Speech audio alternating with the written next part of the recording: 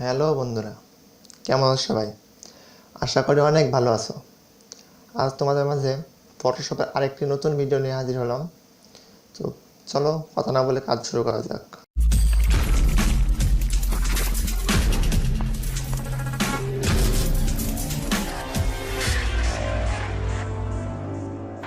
আজ তোমাদের শেখাবো যে ব্যাকগ্রাউন্ড রিমুভ করতে হয় কীভাবে, এবং সেটা এলোমেলো চুল ঠিক রেখে, যে এলোমেলো চুলগুলো আছে সেগুলো ঠিক রেখে কীভাবে ব্যাকগ্রাউন্ড রিমুভ করবো।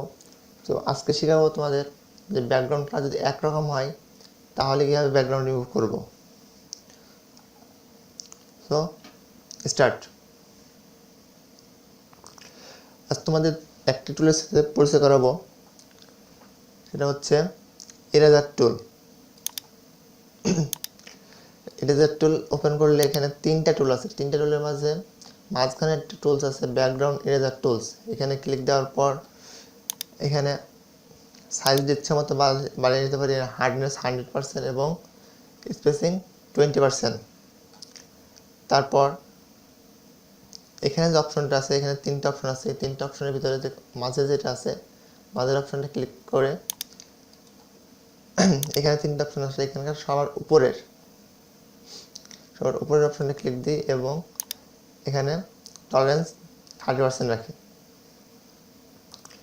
টলারেন্স 30% রাখার পর আমি কোন কালার ব্যাকগ্রাউন্ড রিমুভ করবো সেখানে ক্লিক দিই। এখানে আমার ব্যাকগ্রাউন্ড হচ্ছে সাদা, তো সাদার উপরে ক্লিক দেওয়ার পর মাউস রাইট বাটন চেপে ধরে যদি আমি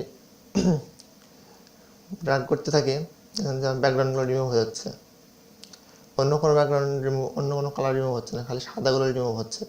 এখন আমরা যদি কালার উপরে ধরে যদি ড্র্যাগ করে দেখবেন যে কালার রিমুভ হচ্ছে। সো বলা হচ্ছে যে আমরা যেই কালারের উপরে ধরে মাউস ড্র্যাগ করবো সেই কালারটা রিমুভ হবে।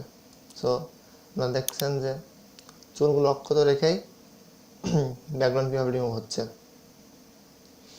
স্ট্রেট সম্পূর্ণ রিমুভ করে দেখাচ্ছি।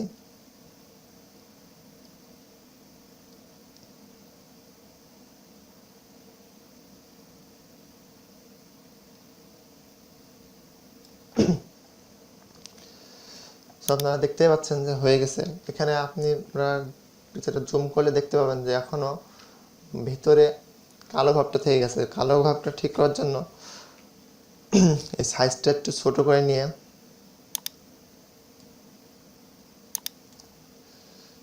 যে ভিতরের কালারটা কীরকম সেই কালারটা যদি রিমুভ করতে থাকি,